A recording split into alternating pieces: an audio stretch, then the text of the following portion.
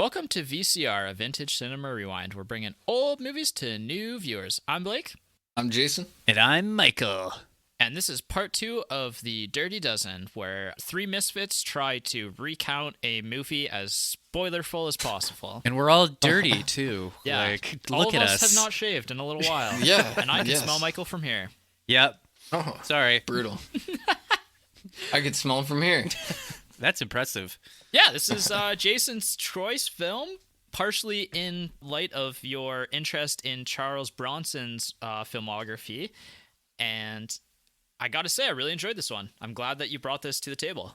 Yeah, I was Charles Bronson just keeps coming up as this awesome actor to watch from the 60s, 70s. I'm not sure how late he actually kept going, but this one was a classic Charles Bronson where he's just a badass as usual.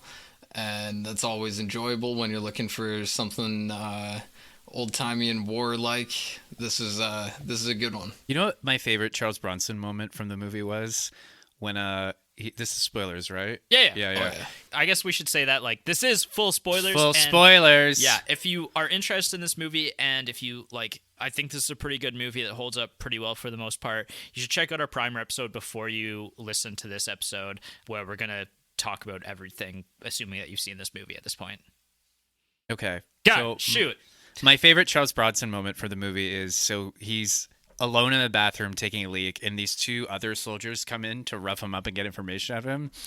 So he finishes taking a leak, he walks towards the door, and there's these two big guys in like heavily pressed military uniforms, like standing there with like their chests out, and Charles Bronson's just like, "Hey, you're in the way." Like, Yeah.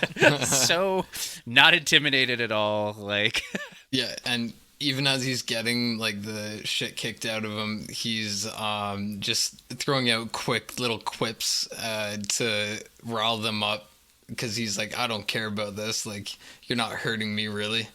Yeah, he's a man who cares about very little things. Like, he doesn't have a lot of passions. Like, there's a really funny scene as well with him and a psychiatrist, and they're asking him about questions, and he's just like listing facts about his favorite baseball team. Yeah. He's playing against he's playing chess with the psychiatrist, basically, and playing dumb at the same time. mm-hmm.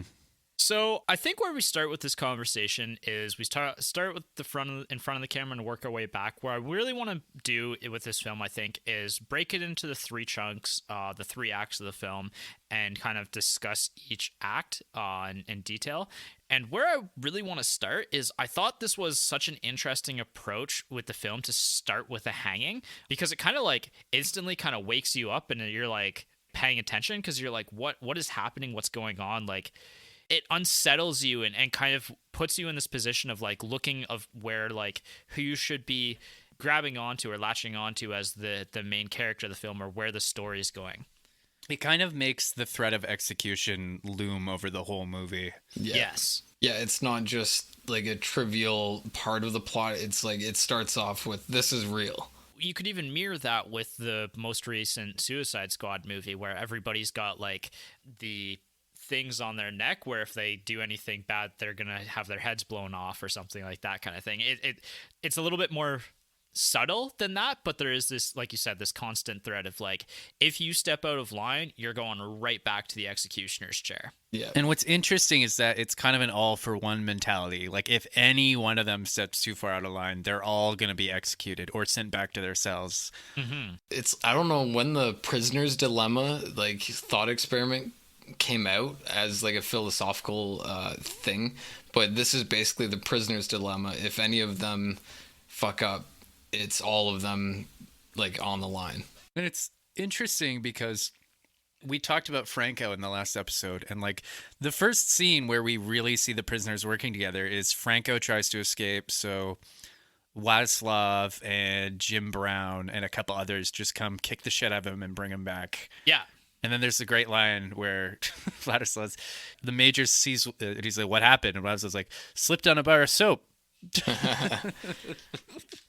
Yeah. And going back even to earlier in the film, like, I do want to say, like, The opening credit sequence is one of the best opening credit sequences of film that I've ever seen. Like it was so entertaining, and this is actually something that at the time in the 60s wasn't utilized very often. Usually at this time we get like the long like 5 to 10 minute opening credits with music and just like art basically. And this one we didn't get opening credits, and that also kind of makes the film, as somebody who has seen older movies, it kind of felt a little jarring with opening with the hanging scene, because I was like, am I watching the right movie at first? Yeah. Like expecting that, but then I kind of forgot about the opening credits, and then we get it when they do the roll call of each of the dozen and explain like who they are and what their crimes are, and the major walks by each one and he reacts to who they are basically in real time as they're listing out each character. I thought that was a fantastic way to do an opening credit sequence. Yeah, it drew you in and then kept you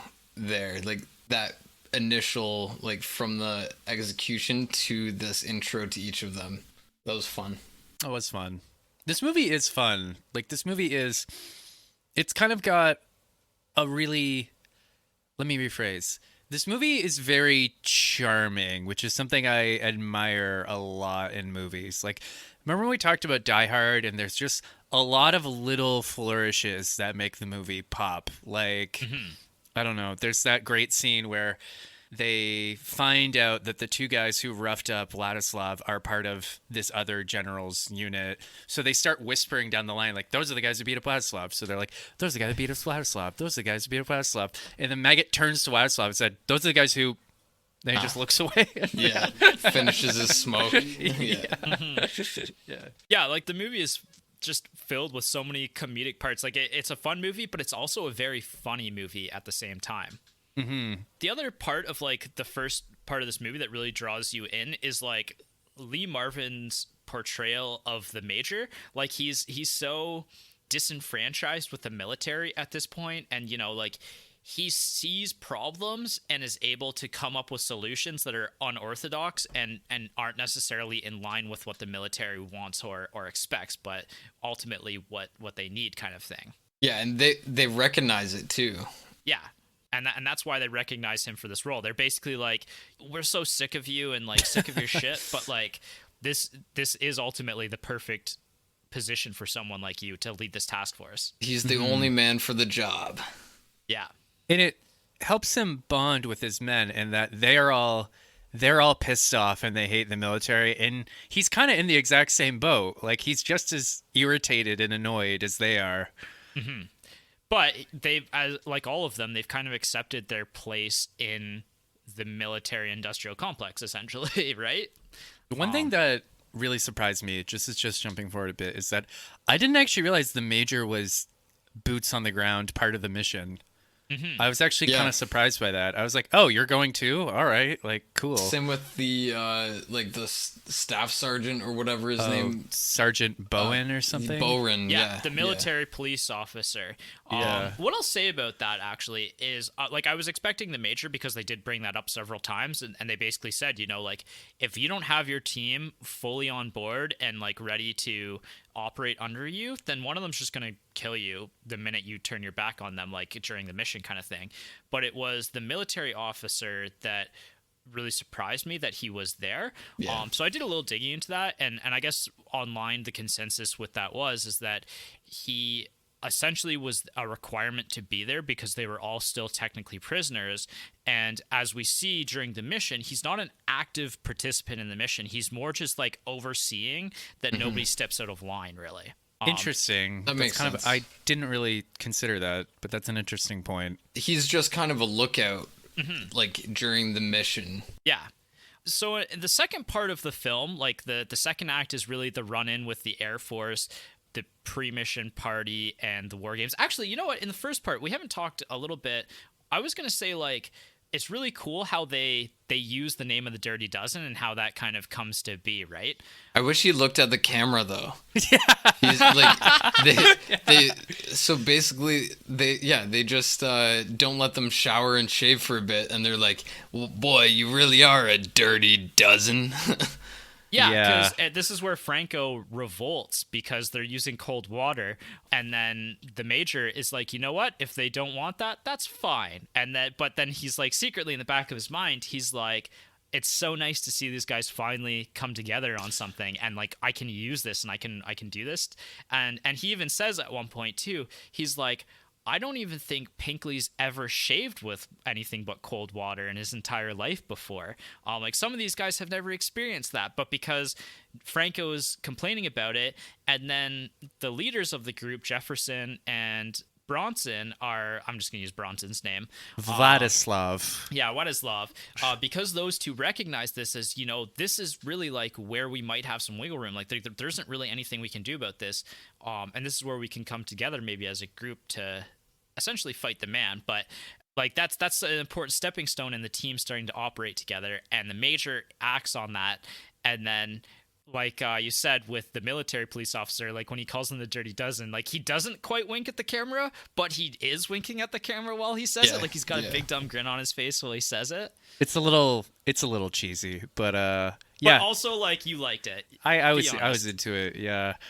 Yeah, it's kind of like what I mentioned in the previous episode, how like Franco's belligerence actually helps the group form, like helps the group come together. It's like what were we talking about like a few months ago, that like you never want to be an asshole, but sometimes it pays to be friends with an asshole because they'll advocate for you.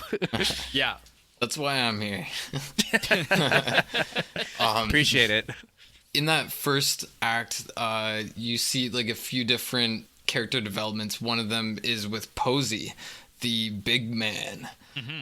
He's like a big gentle giant, and I think that carries over to The Longest Yard, at least in the newest one. I don't know if it's in the older one as well, but it's this like soft gentle giant, and they have to teach him to harness his brutality, and that really nails home as or Major Reisman is like telling him like stab me, and he's like pushing him. I'm like, I don't like pushing. Like that whole scene really showed like just how committed Reisman was to them, and how like intelligent he was, and just how much of a badass he is, because he just takes down this huge man with a knife that's like basically almost in his gut. He just takes him down like it's nothing. Yeah, and we know that Posey is on execution row for basically he one-punched a guy and murdered him with one single punch for being a bully. Yeah. Which was perfect. Like that's a great backstory for one of the 12. Yeah, and it's a way to create some empathy in that character again. Like, and we'll see with some of the other characters. Like I said, Jim Brown's character in the previous episode, Jefferson, is on death row as well for murdering a group of guys who tried to lynch him for being black. And that's especially now in this time period something that's much more like not okay anymore, and racism being a very more vocal problem today kind of thing, right? And I love that Jefferson gets his revenge against the most racist of the 12, Maggot, later in the film. That was just like a nice little nod. Can we talk about that for a second? Because I do have a quibble. Yeah. Okay. So later in the movie, they all infiltrate this like fortress where the Germans, the Nazis, are having a big party. So Maggot is characterized as a extremely misogynistic religious nut job. Like he talks about how he murdered women for being like harlots and how he was divinely justified to do this. So at one point, Maggot is hiding in a room, and a German woman shows up looking for her sneaky link, as the kids say. So Maggot immediately, grabs her, pulls a knife on her, tells her to scream, screws everything up, right? And that's good. That's all in character for him. But then Jefferson just runs up to him and shoots him in the back. It felt a little anticlimactic to me. Like, I was expecting Maggot to be a bigger villain. Well, but he was, though. He caused the whole mission to collapse, basically. Like, they had to completely go into scramble mode. Like offensive maneuvers, yeah. Like, he started shooting everything, and then everyone ran into the bomb shelters. Like, that was not part of the plan at all. Like, they were having everybody climb into there, and then they were just gonna shoot them in the building there. and that made it everything. That was good. They were supposed to be in and out. Yeah. And Yeah. we'll talk about the chant later, but like I see that, and I see your point. I just maybe it's just it felt a little anticlimactic. Like Jefferson just shoots him, and then that's it. He dies. It could have been a little more intense, and it could have. I wasn't like been... expecting like a Dragon Ball Z fight between the two of them, but like I wanted a little more. It's just bang, he's dead. Yeah, okay. I'll give you that. But he was. What I'll say is he was majorly disruptive to the plan. Yeah, agreed. Some of the deaths too were a little bit like that's where things don't hold up. People got shot, but you couldn't see them get shot. Really, they just were implied to be shot, and then they just fall down. Like, ugh. I do. If I can get into another quibble while I'm on the complain train, the third act, the big climax, kind of didn't work for me that well. Just because it was, I don't know if I'm just an idiot or. Or I don't know if I'm just an idiot or if it's the way it's shot, but like I was very disoriented during the big climax. Like I was like, wait, he's dead? No, him? Like, where's that bullet coming from? Like it was very, maybe they were trying to like recreate like the fog of war or whatever, but just at the end when, okay, again, spoilers, like, so the major, Wladislaw, and the sergeant are the only survivors. Yeah. Everyone else is dead.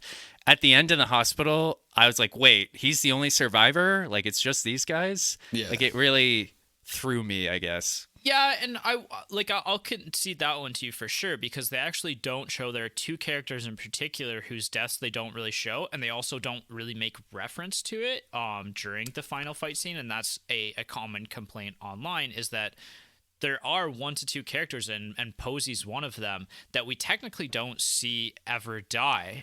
Yeah, that was the other thing. I was like, where the fuck is Posey? Like, did he make it? Yeah. The people that we don't really know anything about are like Lever and Bravos and like Jimenez. Never heard of them. Yeah, those two. Yeah, they were just kind of background. Jimenez was the one who died in the tree from parachuting. Yeah, yeah. And, like, that was kind of dumb. It was okay. That actually, the reason why that came to be was because the actor playing him is actually a famous singer of that time. And this is actually really interesting because this comes back to a person of real life that we have talked about on this film before, or on this podcast before. Frank Sinatra was actually really friends with Trini Lopez, the actor who was portraying Jimenez, and Frank Sinatra convinced Lopez to quit because he was like, your career is going to go down the drain, your recording career is going to go down the drain if you continue on this film in the role that you're in. Interesting. And so they actually had to off-screen kill him basically like that because he didn't finish up filming. You know what?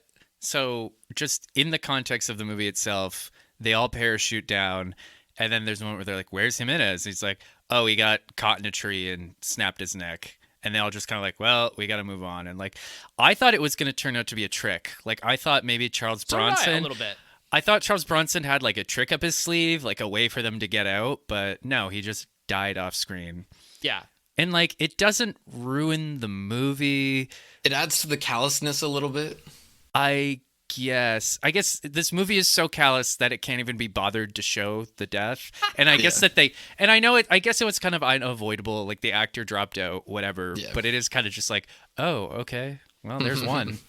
What I'll say about the last act is I thought the last act fit really well into the film in the sense that by the third act, I was really invested in each of the characters. And because I was so invested in each of the characters, I felt a lot of tension in the character deaths and who was going to live and who was going to die. Because as we find out in this film is very okay with killing off as many characters as possible. And some of them in heroic ways and some of them definitely in less heroic ways. But there were definitely some really well-built tense moments, especially like one particular that jumped out at me is when Bronson's throwing the grappling hook up and the guy's coming around walking, and then the major forgets to actually pull the rope up. And I was actually yelling at my TV, the rope.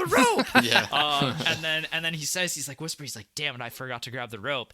And then the guy walking around just completely misses the rope anyway. But there's a few moments like that as well where, when the Major and Bronson are walking through, and Bronson is barely understanding their German, and they're just so afraid that they're going to be outed by the Germans here.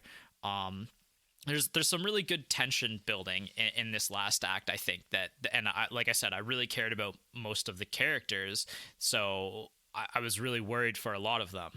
I know. I think one of my favorites was Pinkley, Donald Sutherland. He's standing by like the motorcade, like he's pretending to be a guard overseeing the car, and he smokes a cigarette. And then there's another German guard walking by who needs a light, and it's just kind of. And at first he pretends he doesn't see him, and then he finally he just comes over, lights the cigarette on his cigarette, and he's like "Danke," and then just walks away. Yeah, that was great.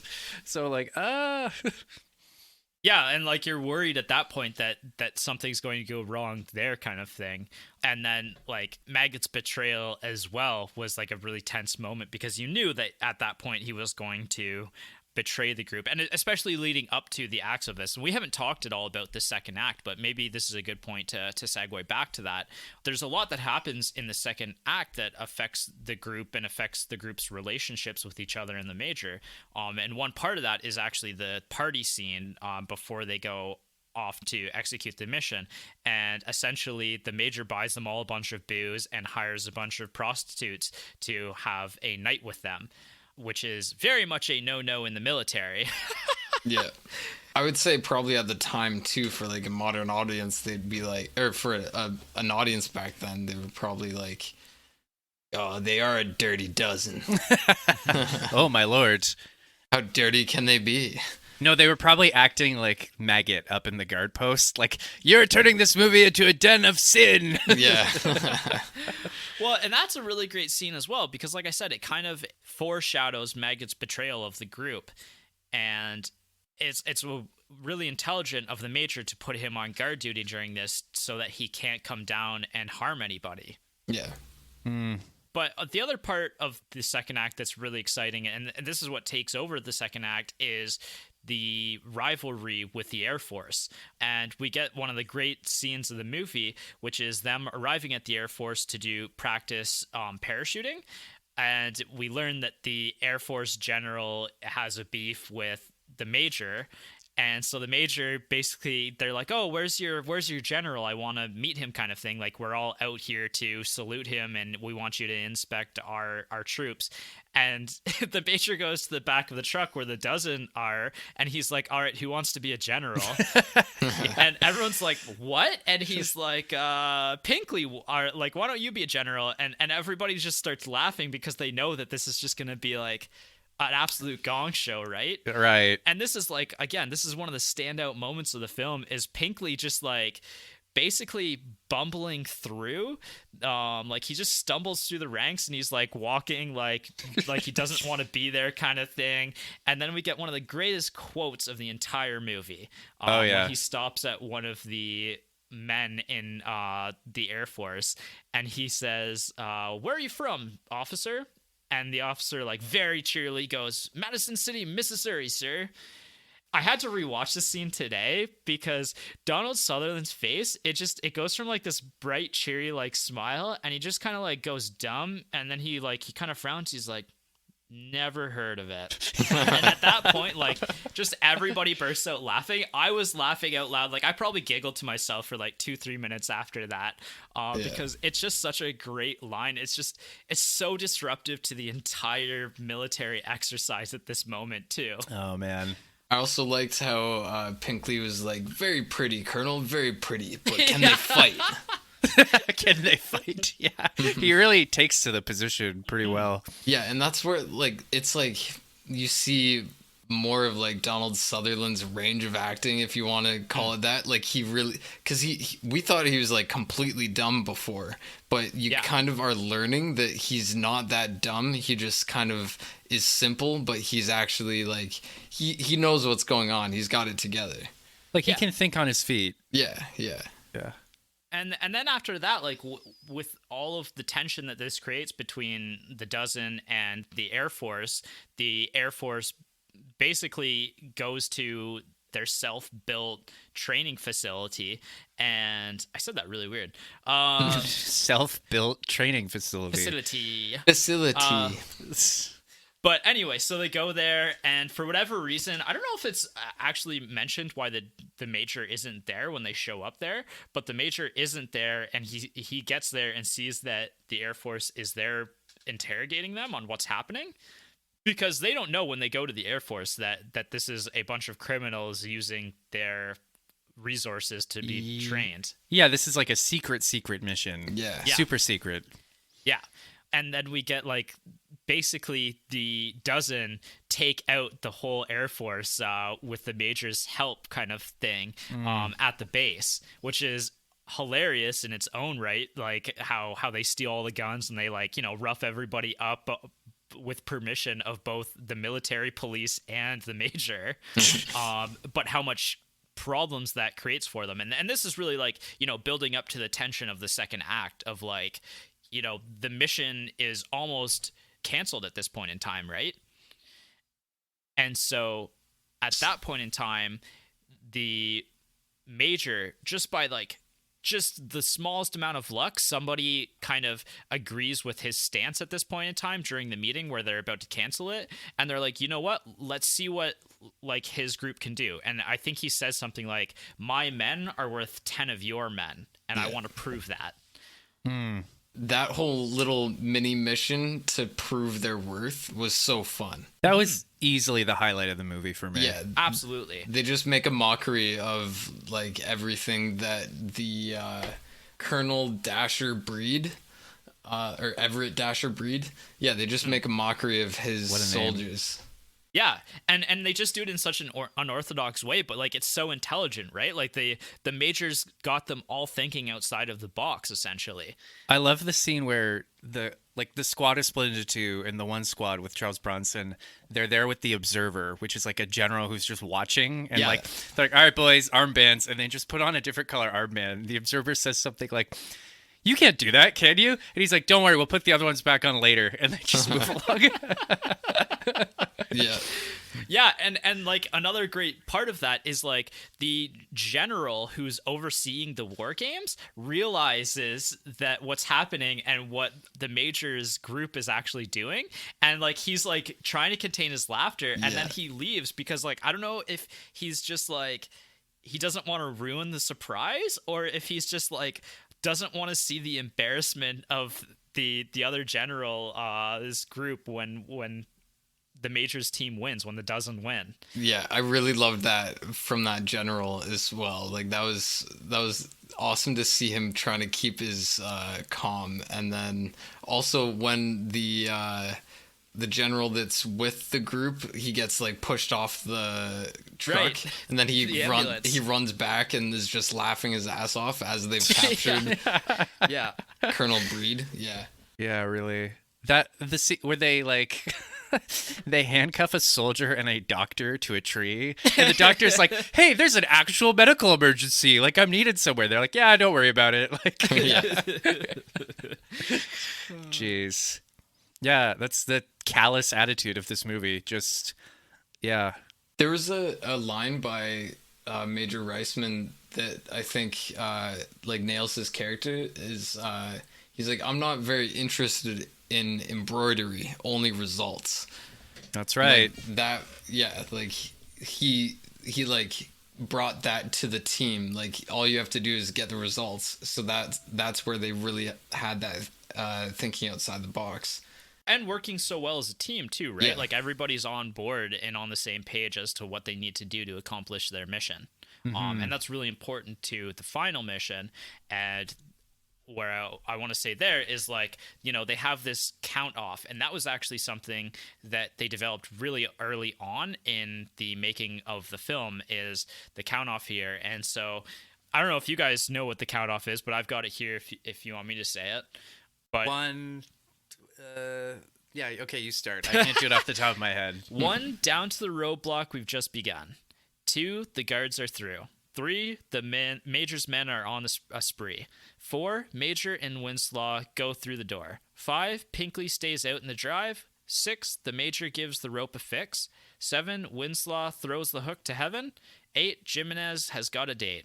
9, the other guys are going up the line. 10, Sawyer and Giplin are in the pen. 11, Posey guards points 5 and 7. 12, Winslow and the Major go down to delve. 13, Franco goes up without being seen. 14, 0 hour. Jimenez cuts the cable. Franco cuts the phone. 15, Franco goes in where the others have been. 16, we all come out like it's Halloween. I loved that. Just that they were using that and just repeating it over and over to really nail it home. Mm-hmm. And how everybody was on board with the mission, and everybody could recite like every part, even though they weren't responsible for those parts. Like everybody was synced perfectly. And then when Jimenez dies, the Major was like, "What's number 14?"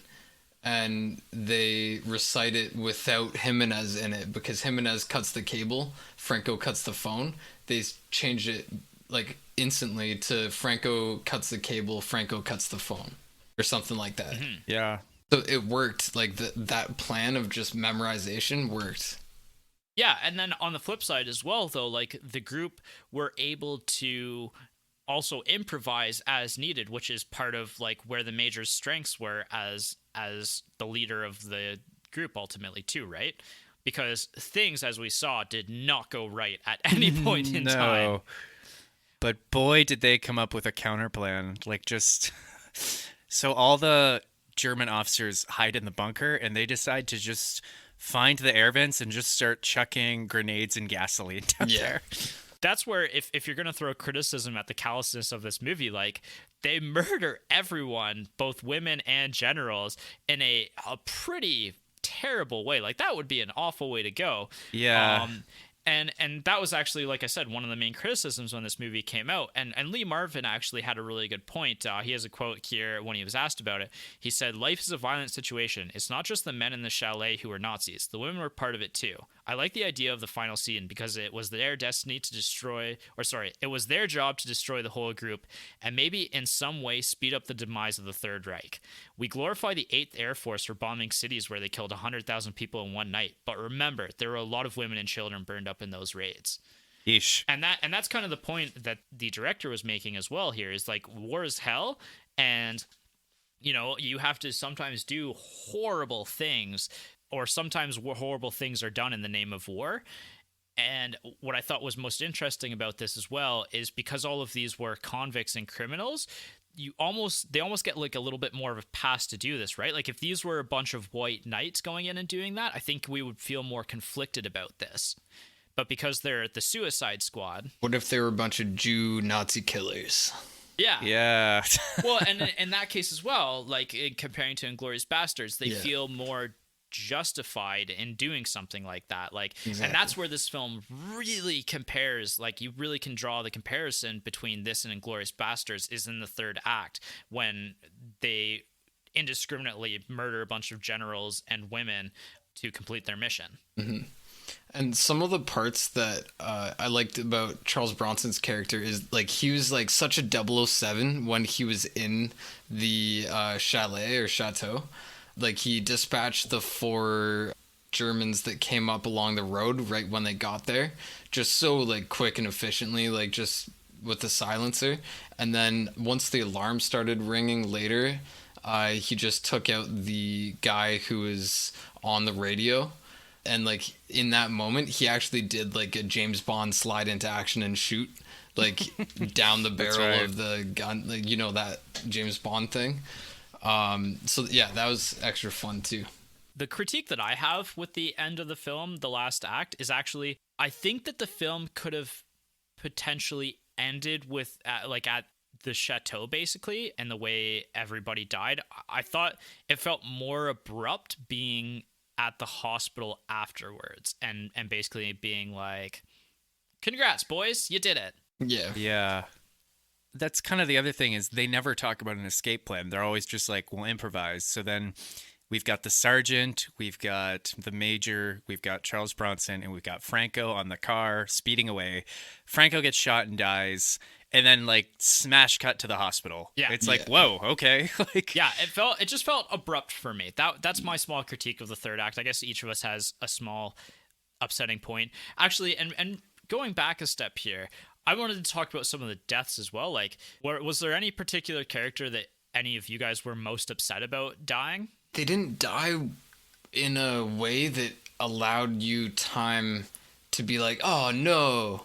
Know what I mean? Guy, like, yeah. Right. People were just dying, and they were all just soldiers with helmets on, and like by then I was like, wait, who's dead? Like, Yeah. where's Posey? Where's like who?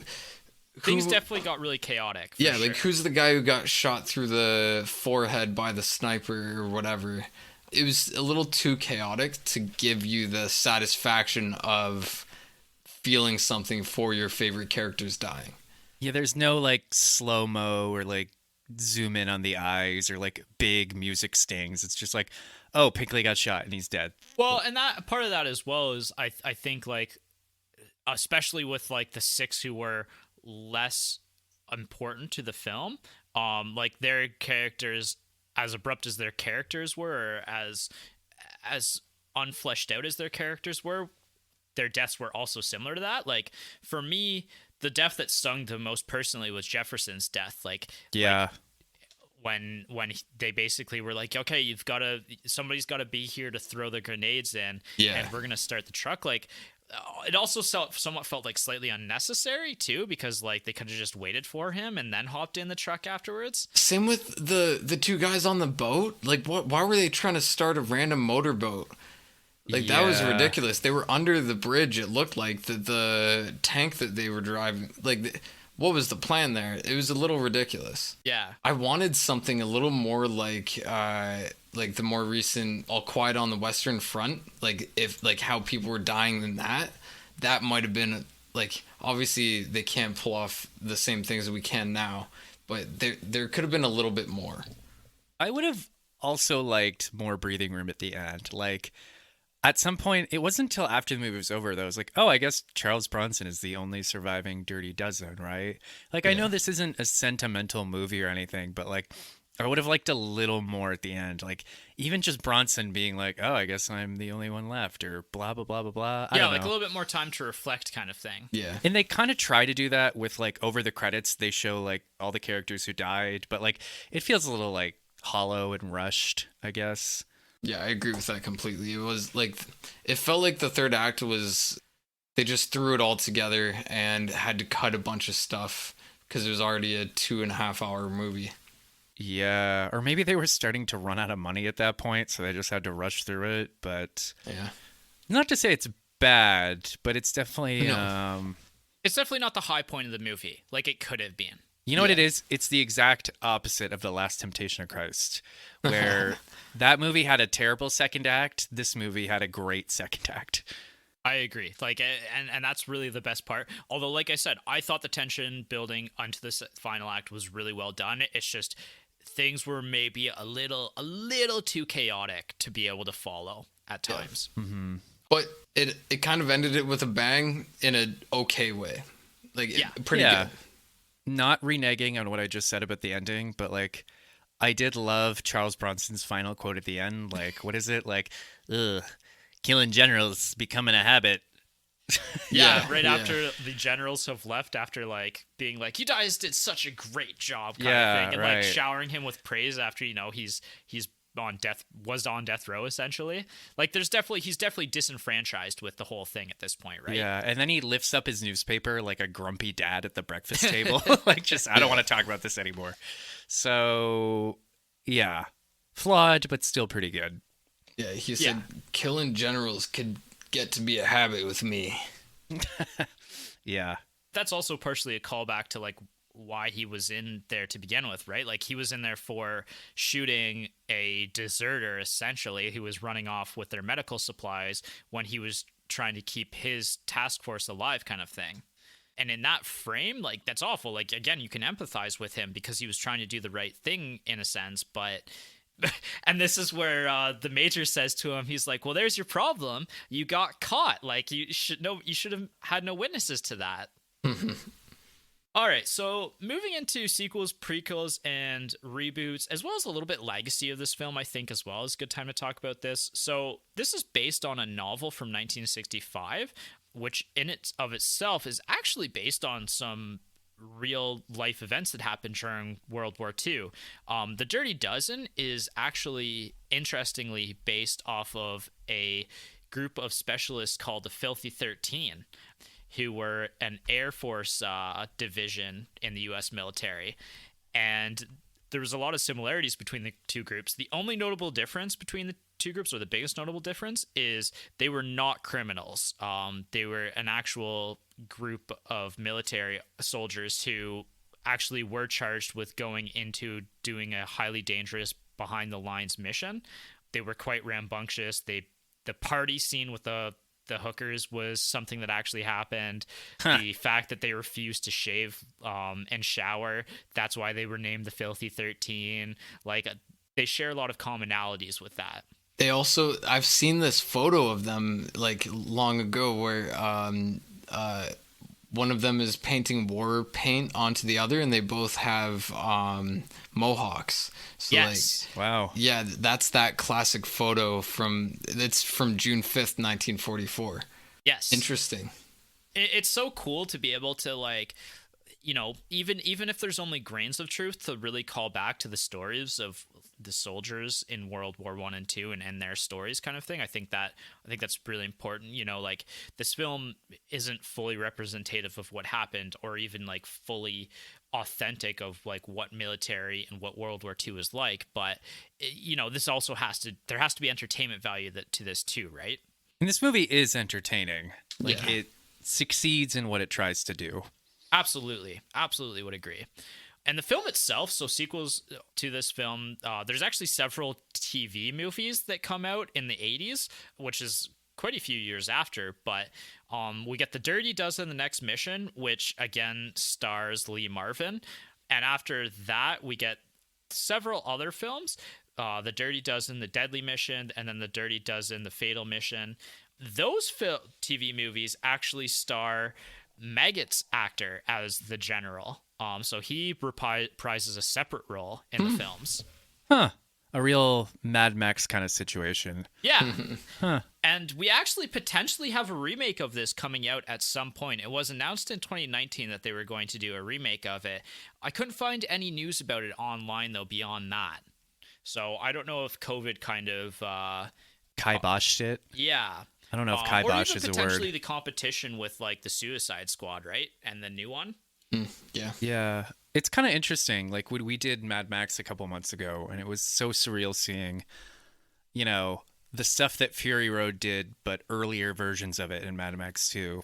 Like, watching this movie, it's like, oh, okay, like, I'm getting Suicide Squad vibes, but from, like 40 years earlier, or 50 years earlier. So, yeah, it's interesting. Yeah, and, like, I think that a remake of this film could potentially fix some of the issues that we had with the film, especially in the third act, right? And I think that now Hollywood does pay more attention to stuff like this and giving characters, like, you know, more Depth. Yeah, and more spotlight, especially with, like, deaths and stuff like that. I don't know if it needs to be redone. Like we have so many variants of it already at the moment. Oh yeah. So like That's fair. it would be a small, like, it wouldn't be a big movie. Like, no one's looking for this as their next big blockbuster. No film studio. Maybe I am. You don't know. No, I kind of agree with you, Jason. Like, I think that this film was really great in the 60s, especially, like, in that post-war era. Like I said, I think there's about 6 actors of the main group of cast that were actually in World War II. Excuse me. And they actually, like, you know, if you go online and read about their backstories, like, there's so many other war stories that can be told. Like, each one of them individually has a war story that could probably be told, right? Yeah. So we probably don't necessarily need to revisit this particular story again. I would like to see, like, a awesome Charles Bronson biopic. About his life in the war, too. And I guess he had to live a really interesting life, because he was born into, like, extreme poverty, wasn't he? Yeah, in Poland, I believe, or his dad. No, he was a coal miner. His dad was a coal miner who came from Poland, and yeah, so he was, like, pretty rough living. Yeah, but okay, who's gonna play Charles Bronson? Because he has a very unique face. Yeah. Yeah. A very cinematic face. Well, they have such good prosthetics now that they can make anyone look like him. Like maybe the guy who did Freddie But Christian Mercury Bale. or something. Christian Bale, yeah. Give Christian Bale 2 weeks and he'll come out looking like Charles Bronson. Or like Colin Farrell, because he was just the Penguin and completely changed yeah, everything. that's Like true, yeah. you couldn't recognize him. The other, I guess, inspiration for this that I should mention as well is during World War II, there was a group of 44 prisoners at Oklahoma State Penitentiary that sent a public offer to the President Roosevelt at that time, or Roosevelt, to basically serve in the Pacific War on a suicide mission against the Japanese. Like they were like, let us loose on them kind of thing. They didn't take them up on that offer, but it You don't say. yeah. It's kind of like Elvis. Do you remember? Isn't there like a viral thing where Elvis wrote President Nixon a letter asking to be made a secret agent or something? I'm pretty sure I'm not making this I don't know up. if it was Elvis, but you are right. I do remember that as a story. It was. I'm pretty sure it was Elvis. Yeah. Sounds that like could be accurate. Sounds like something Endgame Elvis would do. I know who should play Charles Bronson. I'm thinking Logan Lerman. He was in Hunters, the show. He was in Fury as well. He's the like kid in Fury. I'm gonna have to I think Google I know what you're that. talking about. He was in Perks of Being a Wallflower.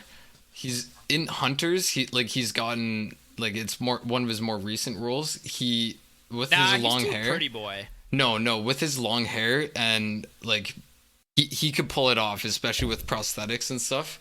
He could pull it off. Yeah, he's kind of got a similar face shape. You're right, though. He'd either have to start drinking a lot of whiskey really quickly, or Yeah. prosthetics. Yeah. I thought of Till Schweiger from Inglourious Bastards, the one of the bastards who like really brutally murders a few of the guys in the bar scene. Oh yeah, that guy. Or we find some rando and we just use full deep fake technology. Just get him on there. It has to be someone who looks like they've lived a hard life. Yeah. Yeah. So any one of us. I do have a note of like the filming, like technical shit. Okay. All right, well that's effects of filming. We're not there yet. Well, we're almost there, aren't we?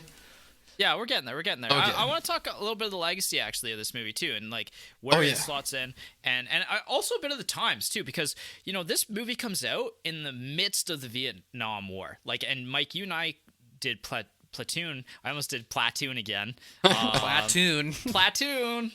Hope you like platoons. But like this movie comes out at a really interesting time in American history because the Vietnam War was super unpopular, right?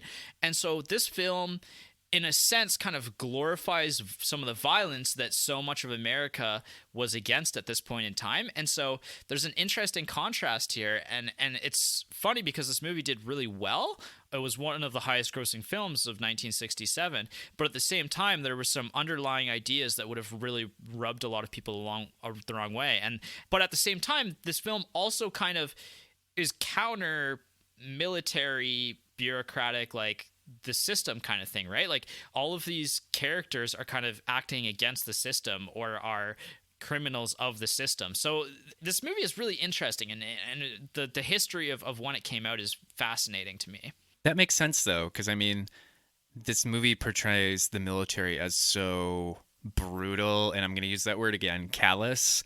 This is kind of like the perfect encapsulation of all that bitterness people would have had. Yeah, and I think that this movie today would do really well because there's less trust in like the military and the government than back then, right? Like in that golden era of post-war and like we're the best kind of thing mentality in America. I think there's this movie, even though we've said that, it holds up, but like if there's somebody who really doesn't like old-timey films might have trouble getting into this film in the first like 10, 15 minutes. I think that the story of this film is still interesting enough, and the violence, we've seen it done and redone by somebody, especially like Quentin Tarantino, that it becomes surprisingly timeless in that sense because of everything that comes out post this. Yeah, and the way like the way war just spits and chews out like these people like that are actual people, and that's like an area that people didn't get to see back then, but now we do see that more and more often. And like since then we've had like Rambo do that, and then there's quite a few movies that portray like the PTSD that people have after, or just like the how war ruins these soldiers' lives.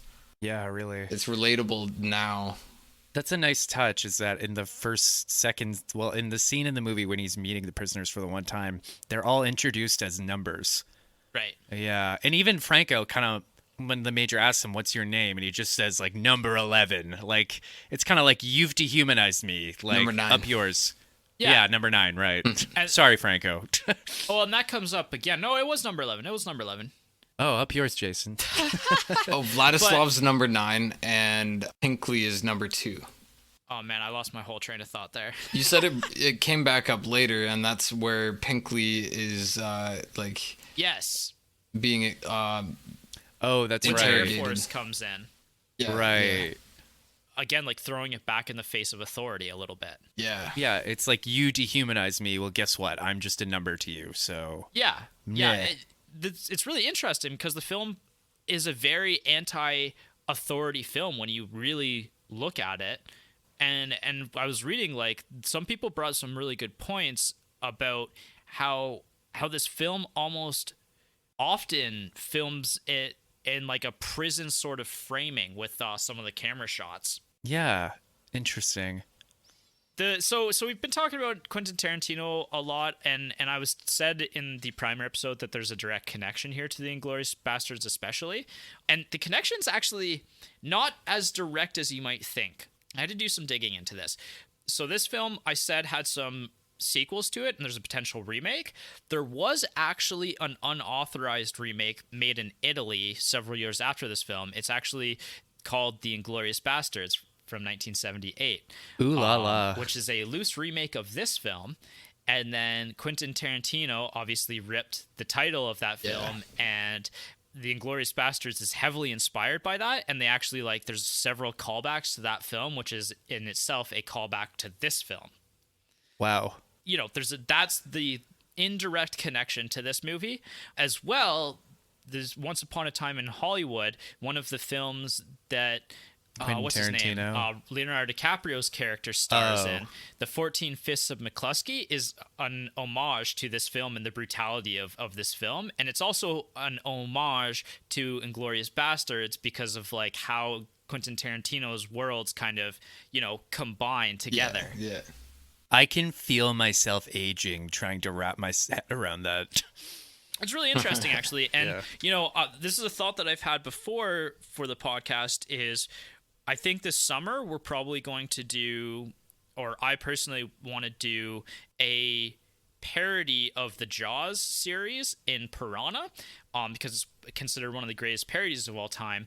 But I think that we're almost at a point in this podcast where we can start doing some segments of watching films that either directly or indirectly relate to other films we've done. And a good example of that, Mike, is I really, really do want to watch A Night to Remember with you at some point, the original Titanic film. Oh, really? Interesting. And there's some other ones that I've been writing down and keeping track of as we've been going through this podcast. So the other films that have connections to this, The Many Saints of Newark, the Sopranos kind of sequel film that came out a couple years ago, this film is actually featured in that. And then, do you guys remember the movie Small Soldiers from your childhood? I sure do, love bud. that. 90s all the way. So 4 of the actors from this film, including Ernest Borgnine and Jim Brown, are actually reunited in that film to voice all of the small soldiers. Wow, that's amazing. I am so he's in SpongeBob, he's in Small Soldiers. This guy was one of the unsung heroes of my childhood. Oh yeah, Ernest Borgnine. Like, it's surprising how much he appears in our childhoods. Interesting. I believe I have that film on VHS somewhere, and I kind of want to watch it again now. And I don't remember it being great, but it's time for a rewatch of that. Okay, well, have fun and tell me how it is. All right, now let's move into effects and filming. Go ahead, Jason. It's very small, but one of the little effects that was kind of funny was when Major Reisman was trying to get Jimenez to climb the rope, and he shoots the rope, and then suddenly, like as soon as he shoots the rope and it falls, Jimenez like is like sped up as he goes up. Like that was just a funny little like where it doesn't translate well to today, but that's like all they could do to like imply how fast he was going up the rope then. It was just like the tiniest little funny thing. I noticed that too. That's it. All right, fair enough. So in terms of effects and filming, some things that I thought were really interesting. Lee Marvin actually kind of almost did some consulting on this film as well, because like, you know, with his experience with the war, he wanted to make sure that the uniforms and the weapons and everything kind of that they were using was realistic and comparable to the real life war. Although he was kind of a critic of this film because he said that the film itself doesn't really portray war accurately at all, and especially to his experience of the war. Right. And I believe he later does a film that's much more similar to what his experience was. The final sequence when they're driving like the truck out of the chalet, that scene when they were going to film it, Lee Marvin didn't actually show up to set that day because he was just drinking in a pub. And so basically like they dragged him out of that, poured a bunch of coffee down his throat, and then Bronson was like, I'm gonna fucking kill you. Like he literally said that to him. He was so mad. Jesus. And that kind of goes again with like Lee Marvin. Like he was pretty well known for being a pretty heavy drinker and smoker during this film and subsequently, and he lived a pretty hard life overall. You can barely tell that he was like probably hungover or drunk constantly throughout this movie. Like he's pretty clear. To the kids watching at home, if you ever watch a movie filmed before 1970, just assume the lead actor is either drunk or hungover. And if you're watching a film between 1970 and 1990, you can assume they're on coke. Yeah, exactly. It's one or the other. And if it's 2000 plus, probably Adderall or any other combination of things. Well, unless it's Seth Rogen, who's definitely smoking weed. Yeah, well, him too. But anyway, weird digression. One of our favorite scenes with Donald Sutherland pretending to be a general, like that, because of that scene, he was cast in MASH as one of the main characters of the film MASH. Very popular film that became a very, very important TV series. Jim Brown, his story, and I mentioned this in the primer a little bit, how interesting of a story this was with his NFL career. So he was in his late 30s at this point. Like he was already considered one of the greatest football players of all time. And so he was going to miss his training camp to finish filming on set of this. And so the NFL was not at all okay with that. And the owner of his team ended up giving him an ultimatum of like, if you don't come back, you're fired from this team. Like, it's Hollywood or it's football, and you have to choose. And the next day, Jim Brown thought about it, and the next day he announced his retirement because he was like, I'm already going out on top. Like, what more do I have to prove in my NFL career? It's time to become an actor now. And I think he chose wisely because he nailed it in this role. Yeah. He's like one of my... He's really good. Yeah. Jefferson's character is one of my favorites of the film. Like, and this is even what Jim Brown said as well. Like, he's like, I loved my role in this film. Like, you know, I was the quiet leader. I was my own man. And this was even at a time where Hollywood wasn't giving these roles to black people. And he's like, he said he'd never had more fun making another movie. The cast was awesome. And he said, I worked with some of the strongest, craziest guys in the business, which is absolutely true. Yeah. That's so awesome. Strongest, craziest guys in the business.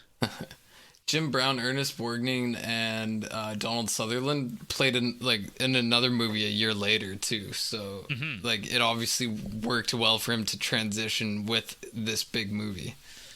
Yeah, and speaking of that too, like I said it before, like Donald Sutherland, like this is his breakout role. Like he was a struggling actor up until this point in time, and there was actually another actor slated to play his role, and just by sheer luck, the other actors dropped out and he was able to get into this, and that led to a pretty important career and becoming one of the most important Canadian actors of all time.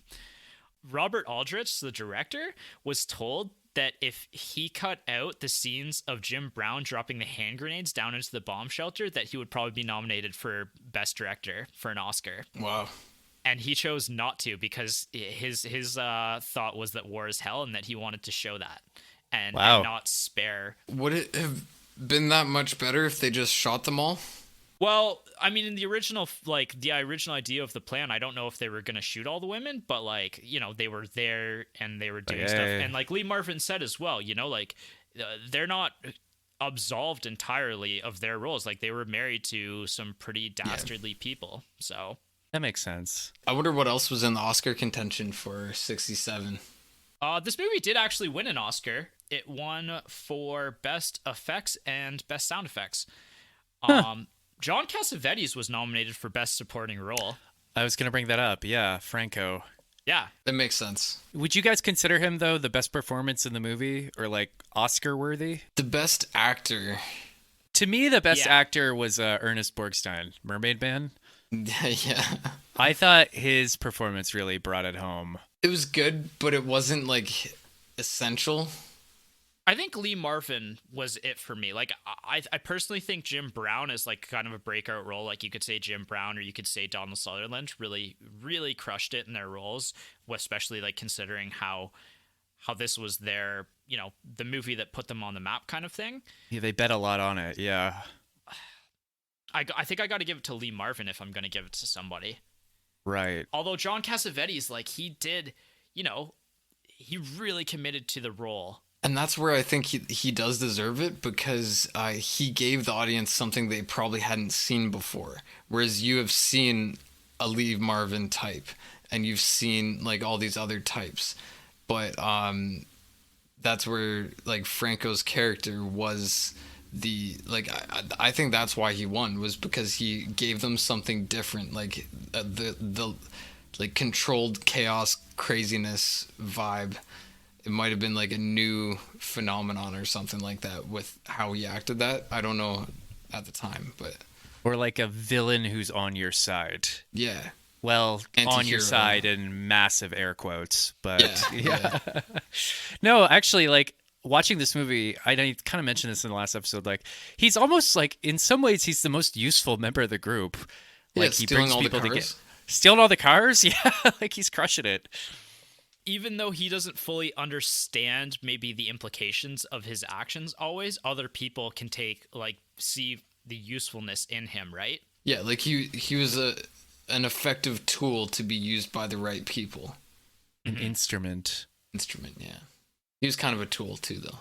Yeah. You're not quite instrument level, Franco. You got to work up to it. I actually have a funny story of subsequent what happened with this film and the actors. So apparently Lee Marvin was hammered at a cocktail hour in London while they're promoting this film. And he propositioned an older woman in a very vulgar way, apparently. It doesn't say what he said. So apparently he was so drunk and his speech was so slurred that she asked him to repeat it. And then he did. And that woman turned out to be Sean Connery's aunt. Oh, no. Who Sean Connery was not happy about. So he started walking towards Lee Marvin, and then the producer of this movie pulled Sean Connery inside and was like, please don't hit him in the face. He's got his close-ups tomorrow. And when he was told that, Sean Connery just like burst out laughing and was like, you fucking producers, and just walked away. Yeah. That's an amazing really story. Funny. So I like the implication though, like, yeah, you know, you can hit him, just not in the face. Yeah. Yeah. And that's where he just shrugged it off and he was like, oh, Hollywood. All right, screw this. And that kind of trope has been in so many movies too, like not the face. Yeah. Because they're like the pretty boy or whatever. Yeah. That's funny. Remember in Community when Jeff is about to get into that fight and he's like, not the face, that's the moneymaker. Yeah. All right, so score, not a lot to talk about here. It's pretty good. It's classic war movie score. You know, it's not something that I'll probably personally return to or think about more than just a side note. There's a lot more going on in this film than that. Yeah, that's where like The Great Escape wins drastically by far. Such an iconic score from The Great Escape. Yeah. Like even if you haven't seen the movie, you know the score. This movie, I don't even really remember much music at all playing. Neither do I, to be honest. The Great Escape is the like do do do do do do do. Wait, is that Indiana Jones? That's Indiana Jones. Oh fuck! It's almost that. It's very close to that. It's like, are we thinking about the same movie? I don't know how I mixed that up. The Great Escape theme. Let me fucking play it because it's the theme though. Like you will know it when you hear it. I guess we've got a Dial of Destiny on the brain, which, by the way, is the stupidest fucking Indiana Jones title I've ever heard. Dial of Destiny. It did not review well. I'm. Is it already out? No, they debuted it at Cannes. Oh, like he was old 15 years ago. Now he's really old. Yeah. Anyways, listen to the Great Escape soundtrack. You'll recognize it. It's very similar. Like it has the same vibe as like an Indiana Jones kind of. It's jaunty. Yeah. So much better on that. And yeah, the Dirty Dozen, not a standout score by any means. All right, personal reviews and the partner factor. I think Jason, this is your movie. Let's hear your thoughts first. Yeah, what'd you think, Birthday Boy? Yeah, I liked it. I loved like all the like what we did learn from the characters. Like the depth that we did get was enough for it to be satisfying. Even though like of course now in modern times I would want more. But I liked the character development. The storyline was good. I really liked the like that second act where they go in and screw with the other army people, the Air Force. That was really fun. And like the planning of this mission, I think they kind of like nailed the planning of it, which was really fun to see. Like everyone loves like it's like planning a heist kind of. Yeah. That style of mission. And I think a lot of heist movies are derivative of this film. Yeah, especially any war related ones too, like the one where they steal the art from the Nazis and whatever. Overall, really liked it. It's up there in my old war movies to watch. It makes me want to watch more movies like this. I've heard that Kelly's Heroes. Yes. Yeah, Kelly's Heroes would probably be my next watch after watching this because I want to see a little bit more. It was pretty fun. And I would definitely rewatch it again after maybe another The Great Escape viewing. So it's up there with those. It's not at the top, but it's in like, let's say a top 10 of old war movies. Another one that I really want to watch is Gallipoli. Anyways, that's another one that I want to add in there. It's a different vibe. It's more realistic. But anyways, yes, really liked this. Would watch again. Would recommend to anyone who likes film or likes war movies.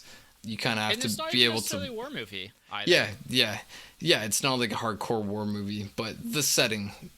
Anyways, Annabelle was not down to watch this. She's like, I'm not watching a shitty old war movie.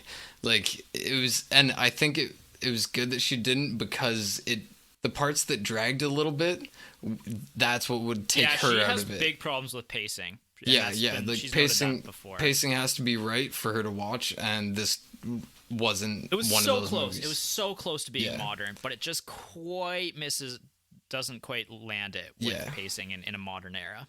I hope AI can remake it to be perfect for modern audiences. Maybe that's what happens with this one. As a writer and a creative type, I hate you for saying that. You're a fucking traitor. But anyways. They're going to steal your ideas anyways with the AI. Anyways, let's keep going. Mike, what's your thoughts? Maybe if I get into a car accident, you guys can make an AI duplicate of me to keep doing the podcast. Like Michael Tron 3000. What did you think of this movie? 7 out of 10. Anyways, I would give this movie a 7 out of 10. Yeah. I had to watch this movie over the course of 3 days just because I've been so busy, which kind of worked actually, just for the way the movie's broken up. Really liked it the first day, really, really liked it the second day, was a little baffled and confused the third day. Yeah, it comes really, really close to being modern, like you guys said, but doesn't quite hit the mark, which... you can't really fault something 50 years old for not being, 50 years better. But no, it's a pretty good movie. And like, I don't even think you necessarily need to be a fan of old movies to watch it. I think like if you're a fan of a certain type of like gritty, cynical movies, you might enjoy it. Like a dark comedy almost. Kinda, yeah. And you know what? Watch it with your dad. Spend Yeah. some time with your dad and watch it with him because he's really gonna like it. Or another parental figure, like a Yeah. grandpa or uncle, or just some guy that you find in an alley somewhere, whatever.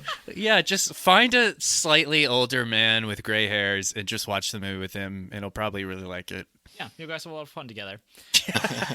I really really like this film. I'm probably maybe the highest on this, although maybe tied with Jason. Like, I thought this film was great. Like, I had a blast watching it. I agree with, like, you know, some of the critiques about the third act being the weakest act of the three.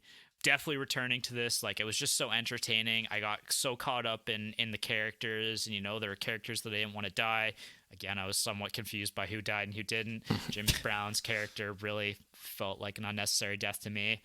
My headcanon is that Jimenez and Posey both faked their deaths and they're alive somewhere. I didn't see a body. You can't prove to me they're dead. Out making music and playing football. As God intended. And like I said, the stakes felt really high by the third act. Like, you know, like these are characters that I've spent the last hour and a half, hour 50 minutes with, and I was having a really good time with them. I wanted to see more of them. I think where this film, if you were going to remake this film, I think you would maybe approach it with a mini series of the Dirty Dozen and really like delve into like each act of the film. Yeah, and that way you can actually focus on more of the characters. Because, I mean, it's not the movie's fault, but there were certain scenes, like in the training camp, where they'd pan over someone's face, and I'd be like, who the heck is that? Like, never seen this man before in my life. Yeah, when they said Jimenez is dead, I was like, I paused the movie, and I was like, which one was that again? And I was like, oh, okay, yeah. The guy with the guitar, yeah. Yeah. I would love to see them escaping back to D-Day, like to the shore. That's Make it sure. the third part like that. Yeah. That would kind of remind me of like the last part of The Stand with Stu and the other guy's name, Tom. Yeah. Tom Cullen, and how like their adventures of like getting back over winter. It would be similar to that, like their escape at the end. Yeah, like I think you could fully flesh that out and make a really interesting miniseries. That would be at the very a least. good opportunity to like hammer home the loss too, right? Like, yeah, make that the second to last episode of the miniseries. Make it really dark and morbid, etc., etc. Yeah. Give me money and I will write it for you. And there's so many more adventures that they could have. Like, they could almost be a second season or something of the miniseries. Like, I think. Well, we have that in the TV series that we could check out, the TV movies, right? Yeah. That's right, I guess. I do find it funny, though, that Lee Marvin didn't like this movie, but he still reprised his role in the TV movie years later. Yeah. Probably because he needed more drinking money. Like, it's funny because he didn't like it, but he also really enjoyed it, kind of thing. Like, Okay. I think he didn't like. Yeah, like he had very big critiques with the film, like, and especially as somebody who was in World War II, like, you know, is something portraying war in more of a whimsical kind of, or not whimsical, but callous kind of way. It's our word of the day. Yeah, but anyway, that's that, and we have a draft to do before we wrap this episode up, so we need to get to that like right now. We're doing the draft. We've done this once before, and essentially what we did was each of us randomly picked a category, and then you had to draft 3 movies of that category, watch them, and present them, and connect them all together. I'm going to say that I won the last draft because I picked a director, Sidney Lumet, that none of the 3 of us had watched. And you have not shut up about it since. So it's time for one of you two to win this next one. So, and the other thing that we did was we actually took out the categories that we did last time. So this is going to be all original categories. So I've what? got them shaken up in my hat right here. So maybe just for the benefit of the viewers, what categories have you taken out? So I took out wildcard, director, and genre. So we now have franchise, 6 seasons in a movie, actor and actress, and year as our remaining categories here. Okay, those are some solid categories. Oh yeah, we still got some good ones left here. Who wants to be the first choice or make the first pick? Blake, why don't you go? All right. Everybody's seeing that I'm not looking. It is franchise. Hey. Interesting. Nice. All right. Mike or Jason, who wants to go next? Mike, you go. Okay. Such a gentleman. Okay, I got drum roll. 6 seasons in a movie. Yes! Damn. Somebody got it. Oh man. I was really hoping not to get that one. Damn it. There's some cool stuff you can do. Like we've already even talked about MASH on this episode. That's true, yeah. So you've got a lot of options. I don't know how you're going to structure it exactly. Maybe Can that's you a separate conversation. explain a little more about this category for the benefit of those at home and also me? So basically, 6 seasons in a movie is a joke from Rick and Morty, which Community. is it? Yeah, it's Community. It's Community. Actually, It's a Dan Harmon joke, and Right. it basically is like basically the category that we've picked is like an old movie and a TV series that accompanies it or remakes it. On the flip side, what you could do is an old TV series that is remade into a new movie. Like basically any TV show that has a movie and either one or both or the other takes place pre-2000s, completely open. If you so wanna I can watch- do a TV show that was based on a movie or a movie that was based on a TV show Yeah. pre-2000. Okay, cool. So, for example, if you want to watch 6 seasons of The Simpsons and then watch the Simpsons movie, that would qualify. Okay. I don't actually have to watch all 6 seasons, like 6 seasons of something, You know, do I? you try to do your best of do watching my as much best. as you can. Make it your show for the next month and a half. Ay. Okay.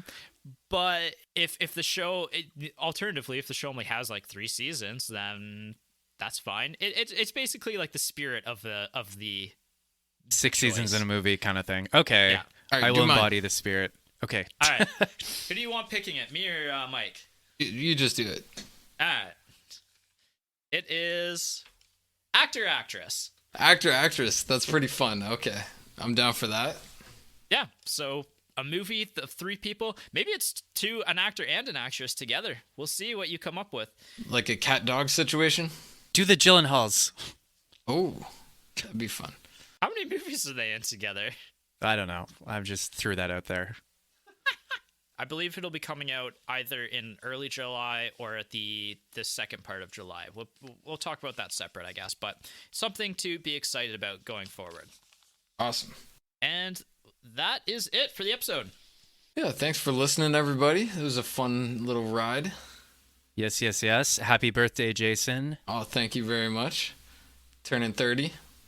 All Jason wants for his birthday is for everyone listening to like and subscribe. So, Yes. Nice. It's Crime Fillers. Crime Thriller. Crime Film Noir is our next one, and we're thinking maybe Film Noir for the next episode. Ooh, that's fun. I got some recommendations. Yeah. All right. But that's it. If you have any recommendations, let us know in the comments below. Otherwise, we'll see you next time. Bye. Bye.